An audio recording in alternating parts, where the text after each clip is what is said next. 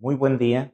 Yo soy el doctor Juan Francisco Moreno Hoyos, soy profesor de neumología y a continuación presentaremos la clase de infección de vías respiratorias superiores.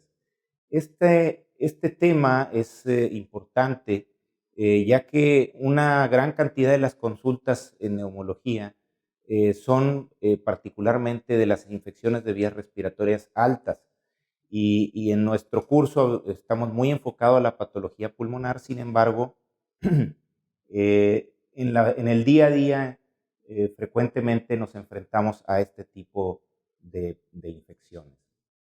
Dentro de ellas tenemos el resfriado común, la rinosinusitis o sinusitis aguda, la faringitis aguda y es también importante considerar la bronquitis aguda, ya que aunque no es una infección de vías respiratorias superiores, inicia como una infección viral de las vías respiratorias superiores antes de complicarse con una bronquitis, como lo veremos más adelante. Muy bien. El resfriado común es una enfermedad benigna, es autolimitada, es la enfermedad respiratoria más común. Cualquiera de ustedes en algún momento de su vida lo ha experimentado, esta entidad, todos la hemos padecido y también conocemos muy bien sus síntomas que se caracterizan por estornudos, congestión nasal, rinorrea, dolor faríngeo, tos. Puede haber febrícula o fiebre, dolor de cabeza, malestar general. Es importante cuando tengamos un paciente con un cuadro de resfriado común que no lo confundamos con patologías que podrían poner en riesgo al paciente, como influenza, donde lo que caracteriza este cuadro es fiebre persistente, alta, mialgias, artralgias, mucho malestar general, a diferencia del resfriado común, donde la fiebre es infrecuente o suele ser de bajo grado, solamente la vemos ahí el primer día, y por eso es que hay que considerar estos síntomas. La faringitis bacteriana o la sinusitis bacteriana, que ahorita lo comentaremos más adelante, así como la bronquitis o tosferina, tienen cuadros muy particulares, muy específicos, que es importante diferenciarlos de un resfriado común. Es tan frecuente esta entidad que se ha descrito como normal en adultos tener 2 a 3 episodios por año, y en niños podríamos verlo incluso como normal tener 5 a 7 episodios por año. No es nada raro que en su práctica se acerquen los padres preocupados porque su hijo o hija tiene episodios de resfriado frecuentes, y pues bueno, aquí tenemos información para informarles de que puede ser algo normal tener cuadros con relativa frecuencia virales de vías respiratorias superiores. Esta etiología es ocasionada por virus. El que más comúnmente lo ocasiona es el rinovirus, del cual se tienen más de 100 serotipos identificados. Y esta gran cantidad de serotipos y las características propias del virus hacen que no sea muy inmunogénico o que nos podamos reinfectar, y que no se monte una respuesta inmunológica suficiente como para prevenir esta patología. Entonces, este es el virus más común. Es responsable de casi la mitad de los casos, de resfriado común. Y tenemos otras etiologías como coronavirus o influenza, en la cual hay que pensar más sobre todo en la temporada de invierno, cuando es temporada de influenza, o cuando tengamos un cuadro clínico sugestivo, como comentábamos, de fiebre, mialgias, artralgias, mucho malestar general. Para influenza, virus sincitial respiratorio, adenovirus, enterovirus, metaneumovirus, bocavirus. O sea, es una gama muy amplia de virus que pueden causar resfriado común. Hay que considerar, por ejemplo, metaneumovirus, sobre todo cuando tenemos cuadros de resfriado en temporadas de verano. Ahí en algunas áreas suele ser más común metaneumovirus que rinovirus, sobre todo cuando lo tenemos en verano. ¿Cómo se contagia esta condición? El mecanismo de contagio más eficaz es el contacto directo, es decir, el compartir algún objeto contaminado, su teléfono celular, la perilla de una puerta, el botón de un elevador, el saludo de mano, el saludo de beso. Esa es la forma más eficaz en cómo se contagian estos virus. La inhalación de partículas pequeñas también es un método de contagio. Sin embargo, se requiere una exposición prolongada en el mismo espacio con la persona enferma para que este mecanismo de contagio se lleve a cabo. En el caso de tuberculosis, por ejemplo, ahí sí la inhalación de partículas pequeñas es el mecanismo por el cual se contagia esta infección, pero en las enfermedades respiratorias de este tipo, el contacto directo es el mecanismo de contagio más eficaz. En la cultura popular es muy común que tengamos o que se mencionen varias teorías y que esto lo comento porque esto es lo que sus pacientes les van a preguntar.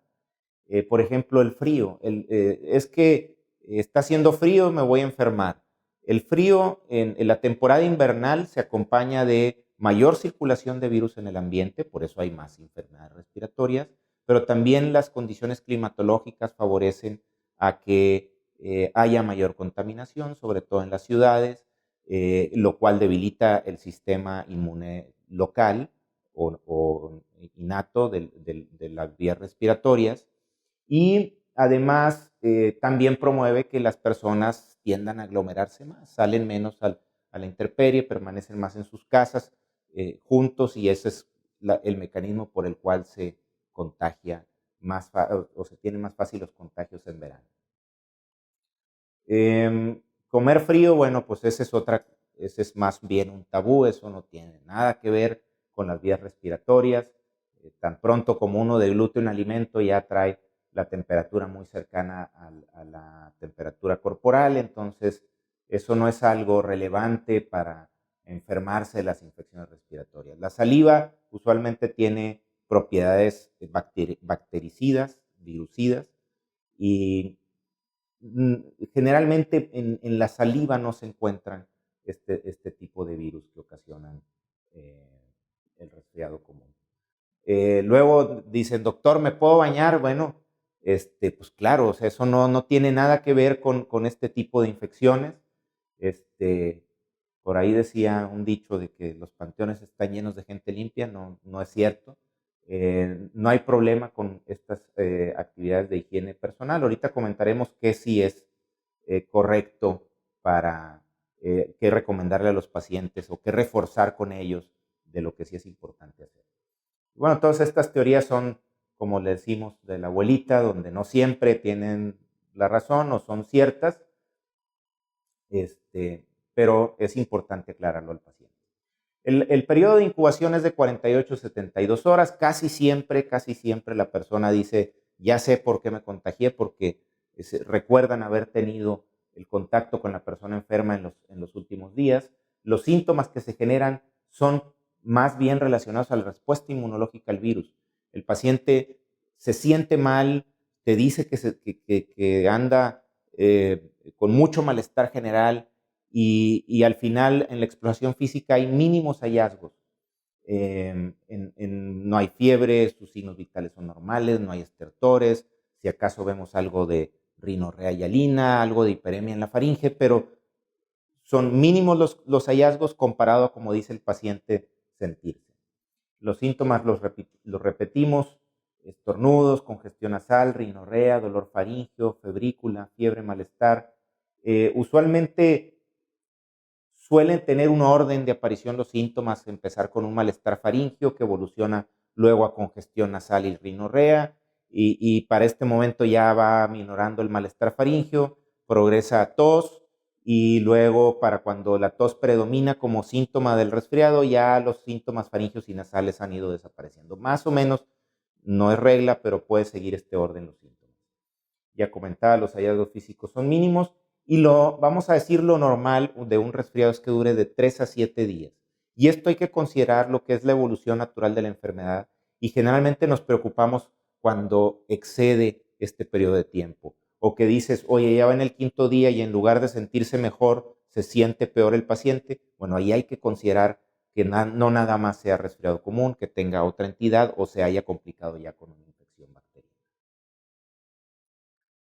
En algunos casos excepcionales, sobre todo pacientes inmunosuprimidos o tal vez aquellos que tengan algún fondo alérgico, los síntomas pueden persistir por hasta 2 semanas, pero ya dijimos, lo normal puede ser hasta 7 días. La enfermedad es más grave en pacientes con enfermedades crónicas como inmunodeficiencias, desnutrición, tabaquismo sobre todo, pacientes que duermen menos, que tienen trastornos de sueño, que están sometidos a estrés de forma continua. Entonces, em, en ellos es más probable que se enfermen, pero también es más probable que la evolución sea o más larga o se complique con alguna otra patología bacteriana o de las vías respiratorias bajas. De tal forma que si, como podemos ver aquí, aquellos pacientes que no comen bien, que no duermen bien y que fuman, eso hablando de población sana, porque ya dijimos que población con problemas crónicos son más susceptibles a enfermarse, pero hablando de el típico paciente sano que nos va a consultar, ¿qué puedo hacer, doctor? Ahí sí hay que hacer caso a lo que nos decía la abuelita, comer bien, dormir bien y no exponernos al humo del tabaco, ya sea de forma directa o de forma indirecta, como se le menciona también de segunda mano. Ahora, muchas veces nos dice el paciente, doctor, deme antibióticos porque no me quiero complicar. Yo no quiero tener problemas. Entonces, deme de una vez el antibiótico. Sabemos que esto es viral y ciertamente puede haber complicaciones bacterianas, pero la más común es la sinusitis aguda. Y si sabemos que la sinusitis se complica el 2.5% de los resfriados, pues entonces no tiene ningún sentido dar antibióticos indiscriminadamente para pacientes con esta enfermedad viral. Eh, podemos ver complicaciones de vías respiratorias bajas. ¿Cuáles? Particularmente en el caso de influenza, ahí sí podemos ver neumonías, ¿verdad? Ahí sí nos preocupa que un resfriado por influenza sí puede evolucionar a neumonía. Pero la mayoría de las infecciones virales que ocasionan resfriado común y que llegan a afectar las vías respiratorias bajas se complican con bronquitis aguda, que es una entidad benigna, autolimitada, que comentaremos más adelante. La otitis media aguda es otra complicación que no es tan común, por eso no tenemos ahí un porcentaje, pero complica menos del 1% de los resfriados. ¿Cómo tratar al paciente? Hace un momento comentaba que el paciente hace muchas preguntas y por eso ahorita les mencionaba algunas preocupaciones o algunos tabús que tiene la gente, algunas recomendaciones, algunas ciertas, algunas un tanto absurdas, pero mucho en esta entidad se trata de informar al paciente, decirle es un problema benigno, generalmente se autolimita, te voy a ayudar con el dolor en la faringe, con la congestión nasal, con la rinorrea, con la tos, con la fiebre, con el malestar general, pero no necesitas antibióticos. Hay que responder a las preocupaciones del paciente. Oye, y si me complico, bueno, si no tienes una enfermedad crónica, pues entonces no te preocupes, vamos a darte seguimiento. Es importante mantener ese contacto con el paciente y siempre es muy útil recomendar al paciente regresar a revisión o ponerse en contacto por una llamada para establecer que las cosas vayan bien después de 24 o 48 horas del manejo, que se vaya recuperando y verificar que en realidad no requiera ninguna otra intervención, además de que si pudiera requerir antibióticos. ¿Cómo tratamos el resfriado común? El tratamiento va enfocado a los síntomas. Por ejemplo, si predomina el dolor faríngeo, pues entonces daremos analgésicos. Si predomina y antiinflamatorios. Si predomina la congestión nasal, pues ahí tenemos opciones como algún descongestivo tópico, como oximetazolina, fenilefrina tópico, en spray nasal o gotas. Tenemos también vía oral, la fenilefrina, que es un fármaco que nos sirve para hacer vasoconstricción en la mucosa nasal y ayuda a que el paciente mejore esa sensación de la congestión nasal. Tenemos antihistamínicos.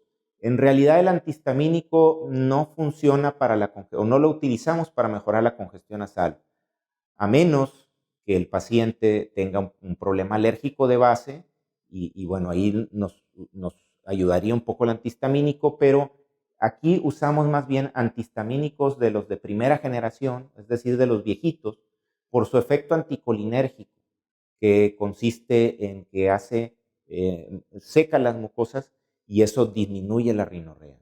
Para eso damos el antihistamínico y de preferencia que sea de primera generación. Los antihistamínicos más nuevos no son útiles en el tratamiento del resfriado, a menos que como comentaba hace un momento, que tenga un fondo alérgico. Los antitusígenos pueden funcionar también, sobre todo cuando predomina la tos. El que más se ha descrito que funciona en estos casos es el dextrometorfano. Es un antitusígeno derivado de morfina. Puede usarse codeína para casos más severos de tos irritativa. Los expectorantes, si ustedes recuerdan, en ningún momento dijimos secreciones copiosas, secreciones espesas. El resfriado son rinorrea y alina, de tal forma que los expectorantes no tienen ningún papel en el tratamiento del resfriado común. Pueden funcionar los esteroides nasales, también en algunos casos, y por ahí hay gente que dice, bueno, vamos a usar zinc, vamos a usar vitamina C, multivitamínicos, algunos herbales como la equinacia que se promocionó por un buen tiempo como que mejoraba el sistema inmune. Sin embargo, no hay información científica que sustente el uso de vitaminas, ni de zinc, ni de equinacia para el tratamiento del resfriado común. Ni para tratar, tampoco para prevenir. Esa es otra pregunta común de los pacientes. Doctor, ¿qué me tomo? Bueno, ya dijimos, para un paciente sano, dormir bien, comer bien, no fumar. Nos dicen, oiga doctor, hay ciertas marcas de vitaminas que se promocionan para reducir las infecciones o para no enfermarse. Ciertamente no hay información científica que sustente el uso de suplementos con vitaminas para prevención o para tratamiento del resfriado común, ni para ninguna otra enfermedad respiratoria. Eso hay que aclararlo muy bien a los pacientes. Bien. Hay que responder a esto cuando nos pidan un antibiótico.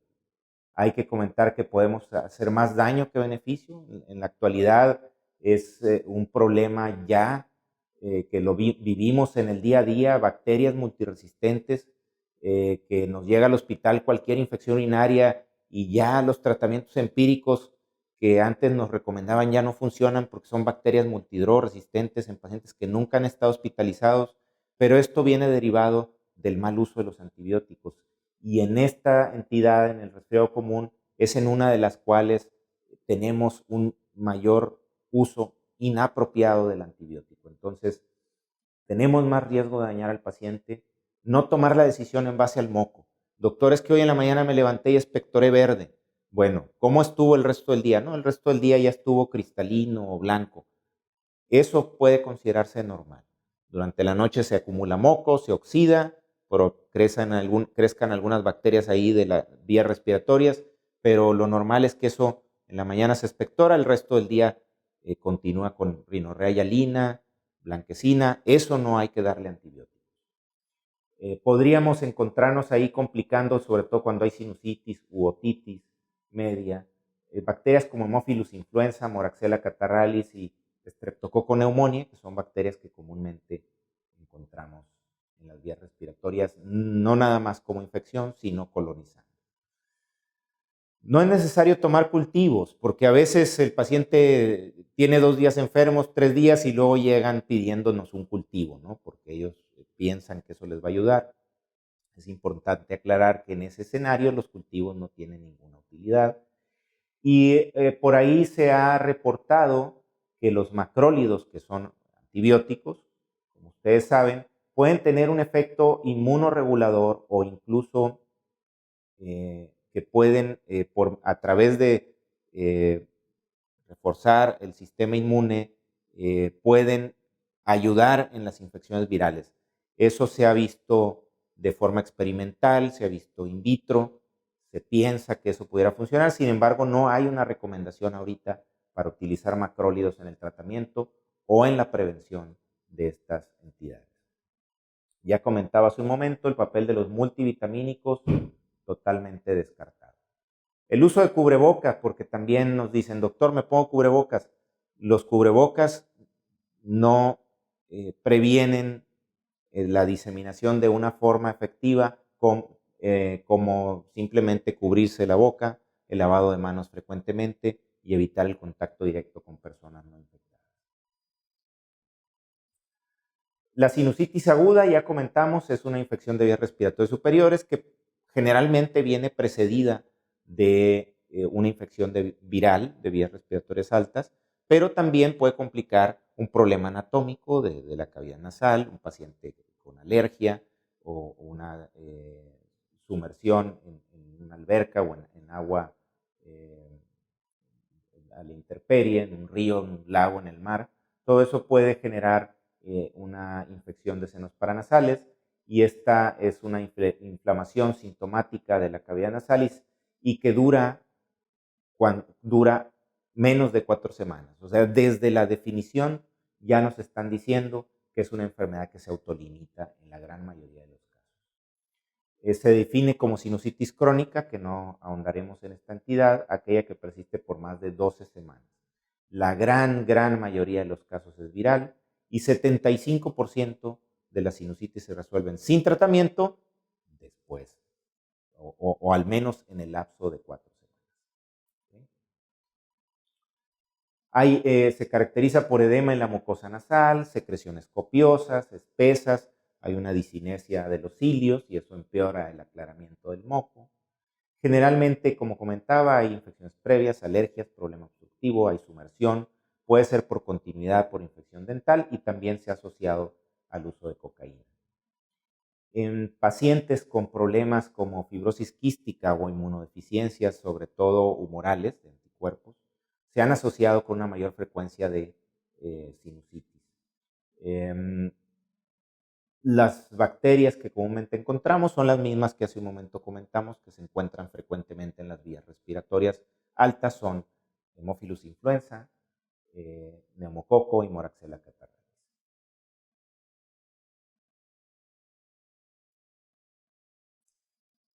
Los síntomas usualmente son congestión nasal, rinorrea purulenta, dolor facial, puede haber fiebre, fatiga, tos, hiposmia, halitosis, estornudos. En caso que veamos que el paciente tiene fiebre persistente, dolor facial agudo, inflamación o eritema, estas son indicaciones de iniciar el antibiótico lo antes posible. Hay ocasiones donde uno puede decir, bueno, a lo mejor este caso no se ve muy complicado, podríamos manejarlo sintomáticamente con esteroides nasales, por ejemplo, que ya hay por ahí algunos estudios que comparan esteroide nasal con antibiótico y hay una tasa de curación igual y una tasa de complicaciones similar, o sea, podemos manejarlo incluso con puro esteroide nasal. Sin embargo, cuando tengamos estos datos, nos indican que la sinusitis puede complicarse o ya estar complicada y por esa razón no diferir más el uso de antibióticos. En caso de que además de estos síntomas el paciente refiera alteración en la vista, visión doble, sobre todo visión borrosa, o hay alteración del estado de alerta o edema periorbitario, son indicaciones de acudir de inmediato a un hospital porque es muy probable que esto se tenga que manejar con antibiótico intravenoso y en el caso del paciente que tenga alteración del estado de alerta, puedes pensar en una neuroinfección. una buena cantidad de enfermedades, de infecciones del sistema nervioso central son por continuidad, que vienen a partir de sinusitis, por infecciones dentales, por infecciones, de las eh, mastoides o del oído medio. Entonces, considerarlo esto también cuando hay alteración del estado de alerta. Y el edema periorbitario, pues lo vemos frecuentemente en pacientes diabéticos, una celulitis periorbitaria, y es una complicación que también pone en riesgo al paciente y se maneja de forma interhospitalaria. El cuadro clínico o la definición de caso de sinusitis aguda, de acuerdo a todas las asociaciones médicas que ponemos ahí, CDC, la de Medicina Familiar, la American Chest Physicians, o la American College of Physicians, la de la Infectious Disease Society, todas ellas coinciden que la sinusitis se define como síntomas que duran 7 o más días con cualquiera de los siguientes: descarga nasal purulenta, dolor facial, especialmente si es unilateral, dolor en seno maxilar unilateral, o síntomas que empeoran después de mejorar inicialmente. Y eso es algo que, volviendo un poco al resfriado común, ese es algo que hay que decirle al paciente. Usted va a mejorar, pero si va mejorando y pasan 2, 3 días y siente que retrocede, entonces que se vuelve a sentir mal, que tiene malestar, que vuelve la fiebre, entonces pensar en sinusitis aguda como una de las complicaciones que puede tener. Esta es una radiografía Waters de cráneo en la cual se muestra en el seno maxilar izquierdo un nivel hidroaéreo, que es como usualmente se manifiesta en una sinusitis aguda en una radiografía. La siguiente veremos una tomografía de senos paranasales, donde vemos edema de los cornetes, de la mucosa de los cornetes. Veremos niveles hidroaéreos de forma bilateral en ambos senos en los senos maxilares. Incluso vemos algunas celdillas etmoidales ocupadas por moco.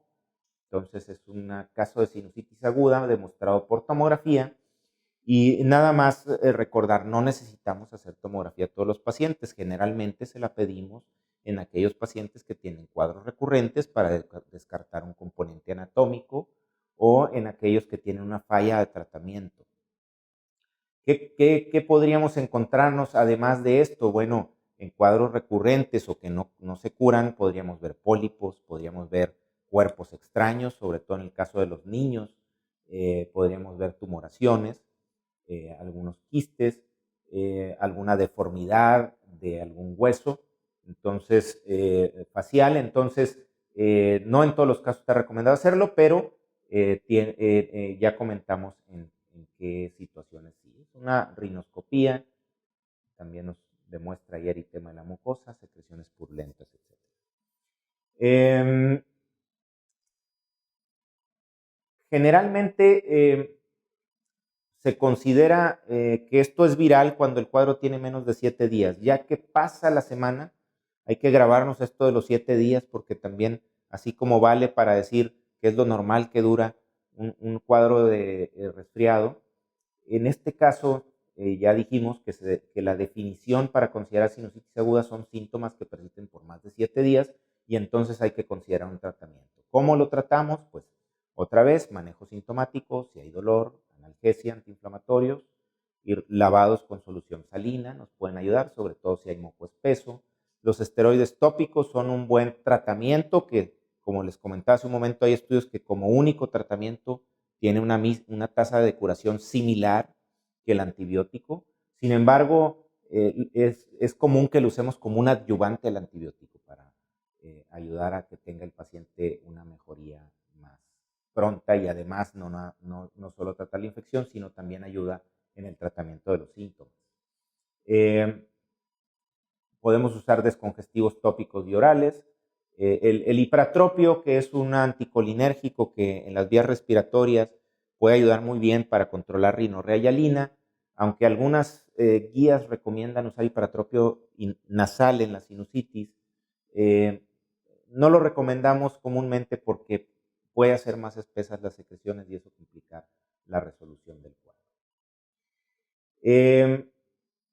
Hay sociedades médicas que dicen, podríamos no tratar la sinusitis bacteriana porque pues al final la definición dice que en 4 semanas sale del cuadro. Sin embargo, el dar tratamiento, claro que reduce la duración de los síntomas en el paciente. Y como podemos ver en este estudio que se publicó en Lancet, el antibiótico es más eficaz que placebo, o sea, hay una mejoría. Sin embargo, el número necesario a tratar para prevenir una complicación de una sinusitis es de 15 a 1, o sea, muy apenas alcanza a ser algo significativo el uso de antibióticos en la sinusitis. No se ha demostrado que los antibióticos de amplio espectro sean mejores que los de espectro reducido.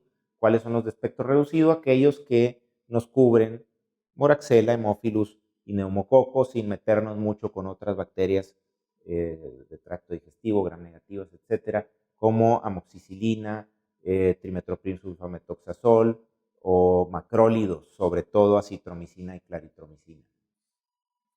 Si fallan los pacientes a estos medicamentos de primera línea, podemos usar amoxicilina con ácido clavulánico, alguna cefalosporina de segunda o tercera generación y ya en un último caso una fluoroquinolona respiratoria como levofloxacino, moxifloxacino o gemifloxacino, aunque tiene una tasa alta de reacciones cutáneas, pero son las que debemos usar. No ciprofloxacino, no concentra bien en las vías respiratorias, no funciona tan bien en neumococo, entonces no ciprofloxacino en sinusitis, por favor.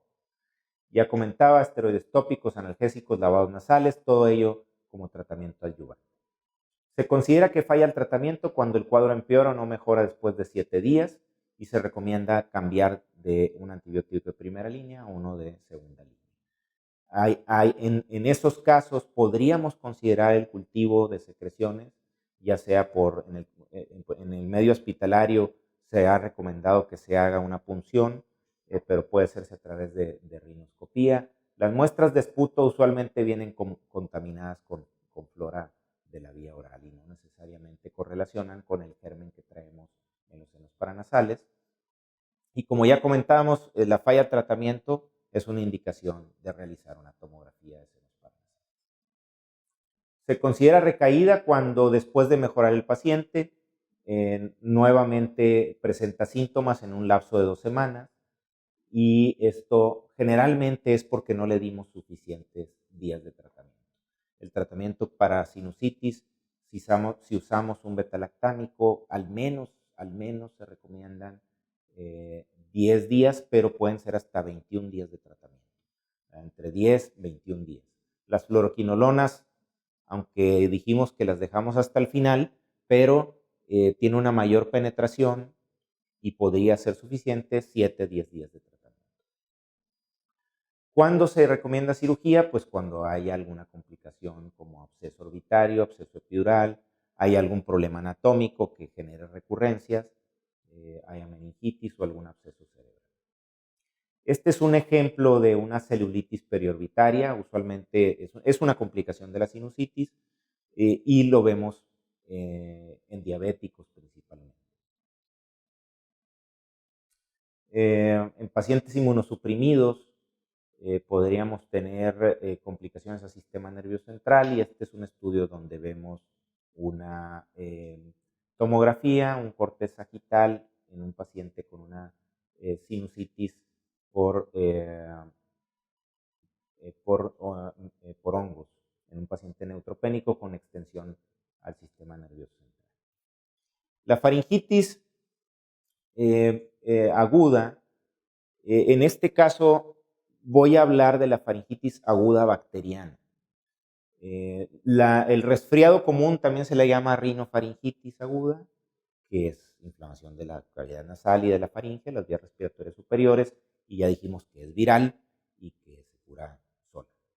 La faringitis aguda bacteriana es otra historia, tiene un cuadro clínico caracterizado por dolor faríngeo, rinofagia, fiebre y adenopatías cervicales. Puede haber disfagia, disfonía, sensación de inflamación en el cuello y cuando es bacteriano esto es por el estreptococo del grupo A. Es el causante número 1 de las faringitis bacterianas. Sin embargo, cuando tenemos una faringitis, los virus siguen siendo tienen un papel etiológico importante hasta en el 50% de los casos. Otras bacterias, aparte del estreptococo del grupo A que podemos ver ahí, pues son Chlamydophila pneumoniae, Mycoplasma pneumoniae, Corynebacterium diphtheriae, Fusobacterium en pacientes que tienen mala higiene oral, o inclusive algunas enfermedades o bacterias que se adquieren por medio de transmisión sexual como Neisseria gonorrhoeae pueden ocasionar cuadros de faringitis bacteriana. Para definir los casos que son por estreptococo del grupo A, es decir, aquellos que sí les vamos a dar antibióticos, se han descrito múltiples criterios. Los que más se utilizan en la práctica son los criterios de Centor, donde tenemos criterios como los exudados amigdalinos, la adenopatía cervical, la fiebre, y fíjense cómo la ausencia de tos es un criterio para decir que el paciente tiene una infección faríngea bacteriana por estreptococo del grupo A. Usualmente el paciente con infección bacteriana faríngea no tiene tos. Generalmente el que tiene tos es una rinofaringitis viral, que es otra historia. Aún usando estos criterios, la sensibilidad y la especificidad para diagnosticar estreptococo de grupo A pues no son muy buenas. Sensibilidad de 55-74 y especificidad de 58-76. Mejora un poco el valor predictivo positivo cuando tiene 3 criterios el paciente. Pero aunque pueden tener errores, es preferible utilizar una herramienta como esta para reducir el uso innecesario de antibióticos. Entonces, hay que usar herramientas como esta para tratar de caracterizar mejor a los pacientes. Y luego, interesantemente, también se menciona que cuando tenemos ausencia de 3 criterios, pues el valor predictivo negativo es de un 80%. Entonces, tanto tenerlos como no tenerlos nos pueden ayudar en la toma de decisiones. En este caso, el cultivo de exudado faríngeo es el gold estándar para el diagnóstico de la faringitis aguda estreptocócica. Y es muy importante, pero súper importante, que el cultivo se tome antes de que se le dé antibiótico al paciente. Porque en la práctica lo que ustedes van a ver y lo que no debemos de hacer es que llega el paciente con síntomas persistentes, ya recibió 1 o 2 o 3 antibióticos y entonces lo que cultivemos en la garganta ya va a ser lo que se haya seleccionado por esos antibióticos que usamos previamente. No es inusual ver estafilococos, no es inusual ver cándida y que no necesariamente son la causa del problema faríngeo. Entonces, es previo a la administración del antibiótico.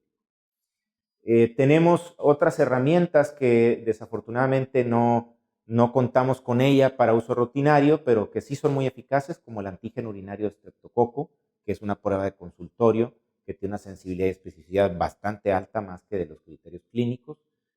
Si contamos con ella, excelente. Es una prueba que es de consulta, no es de lo mandas al laboratorio, ahí mismo en la consulta se da. Y antiestreptolicinas, que son anticuerpos que se generan cuando tenemos ahí la presencia del estafilococo, que para cuadros agudos no le damos mucha utilidad, es más bien para complicaciones crónicas, sobre todo las no supurativas. ¿Qué justificación tenemos para tratar esta infección? Bueno, pues una, prevenir secuelas. ¿Qué secuelas podríamos tener o qué complicaciones podemos tener? Supurativas, como el absceso periamigdalino.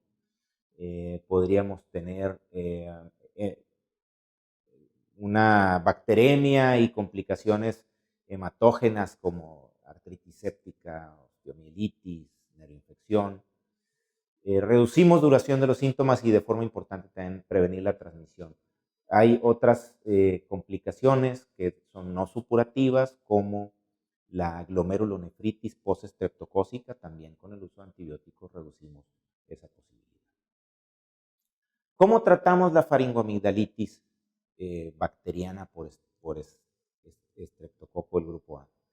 Sigue siendo la penicilina benzatínica, la penicilina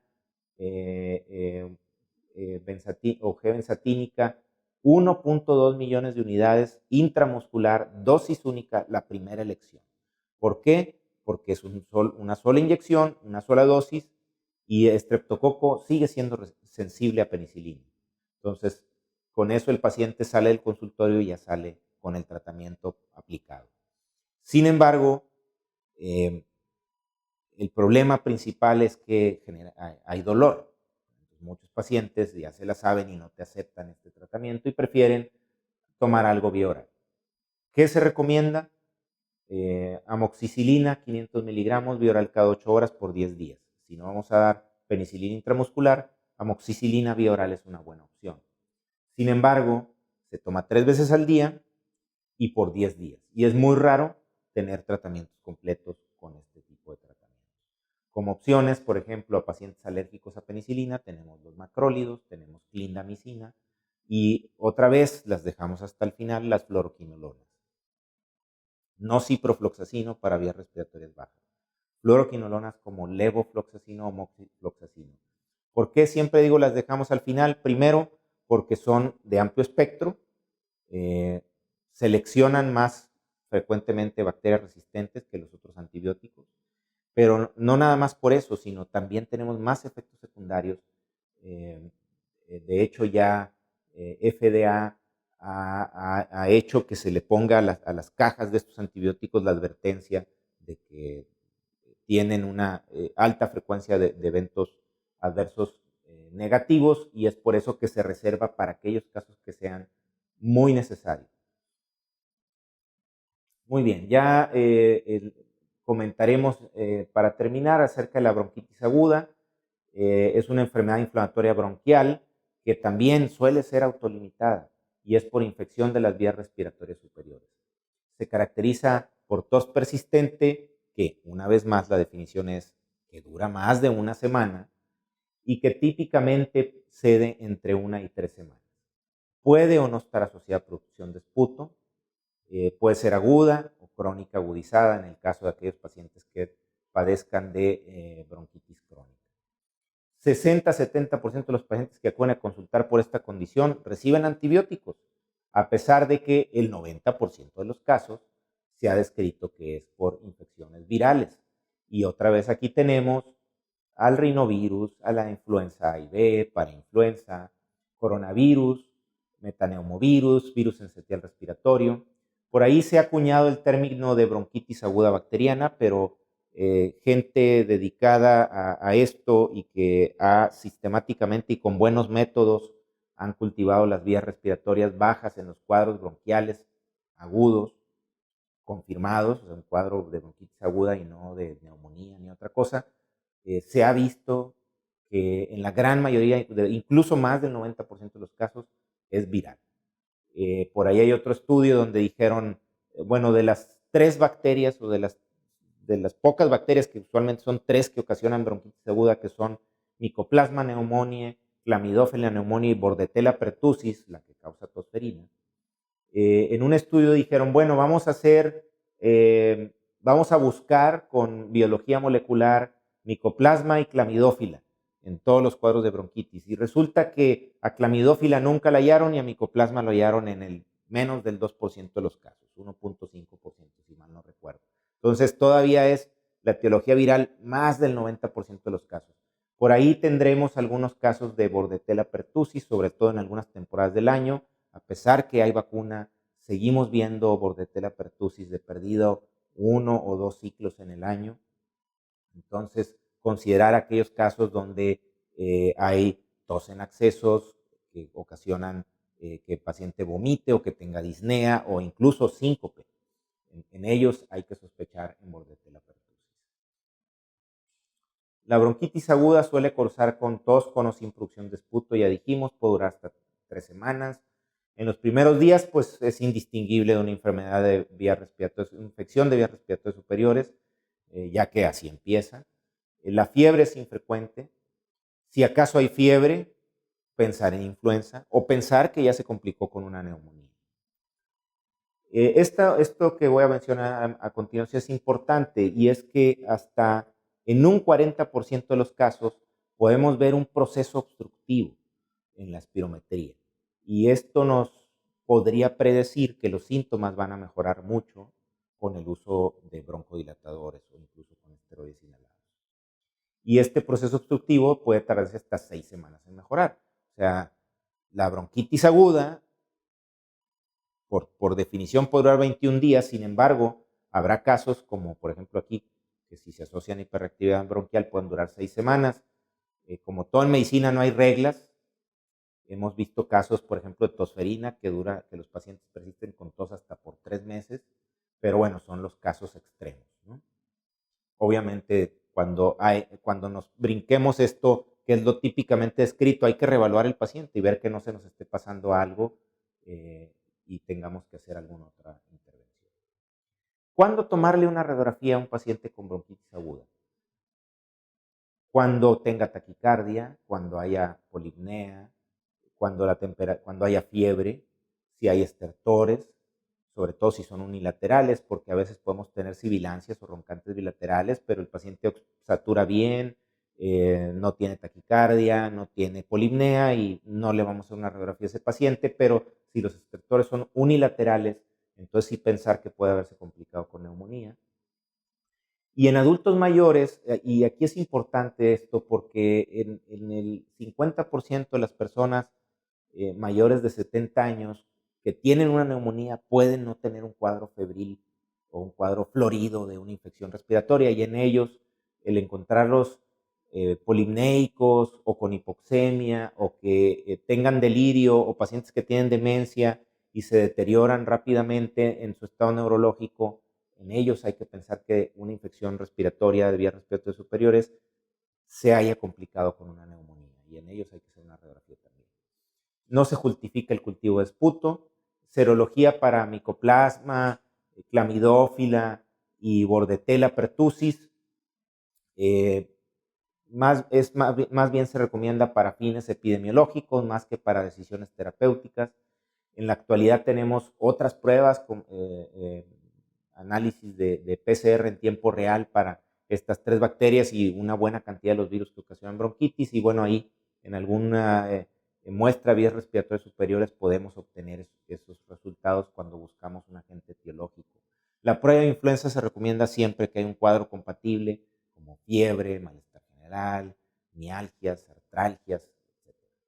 Y hay algunos estudios donde la procalcitonina, que es un biomarcador que se ha utilizado para definir si una infección es viral o es bacteriana, tener una procalcitonina elevada favorece a pensar que la infección se debe a bacterias.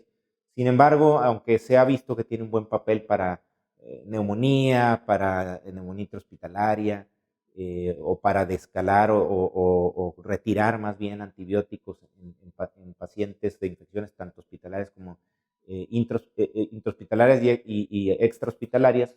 En el caso de la bronquitis aguda no tenemos una recomendación todavía contundente para definir si usamos o no antibióticos.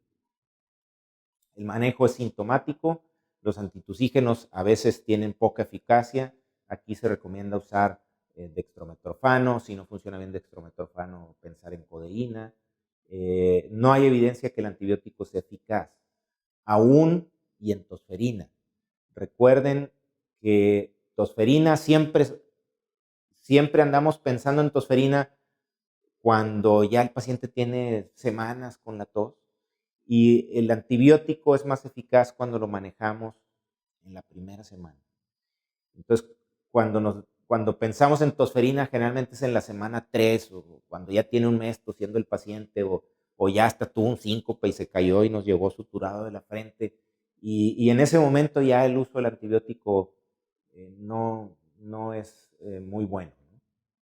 Entonces, por eso no hay evidencia que los antibióticos sean eficaces. Por ahí hay algún estudio reciente que dice que los pacientes se sienten mejor un poco antes cuando usamos algún antibiótico que cuando no, pero en realidad no se ha reflejado que se compliquen menos ni que desarrollen o que se hospitalicen menos. Entonces, no hay una evidencia para esto.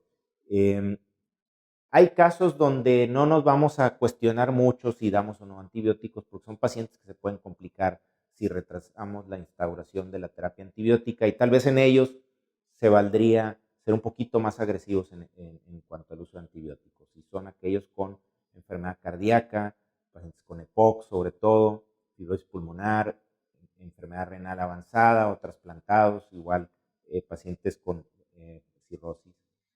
Mayores de 65 años que hayan sido hospitalizados recientemente pueden estar colonizados con bacterias hospitalarias, hay que considerar eso. Pacientes diabéticos, sobre todo mal controlados, aquellos con falla cardíaca o que usen de forma crónica esteroide también tienen un mayor riesgo. El uso de antibióticos, si vamos a recomendar un antibiótico, yo soy más de la idea que debamos usar macrólidos, que además de que trabajan o funcionan muy bien en Mycoplasma, Clamidófila y Bordetella, son de espectro reducido, se meten poco con la flora bacteriana normal del organismo, además de que esos efectos inmunorreguladores podrían darnos alguna otra ganancia secundaria. Yo me inclinaría más a favor de eso, y si acaso el paciente está complicado, bueno, entonces para ellos reservaríamos las quinolonas. Pero en general, no recomendamos el uso de antibiótico en los pacientes con bronquitis aguda. Muy bien, yo con esto termino la clase. Muchas gracias por su atención.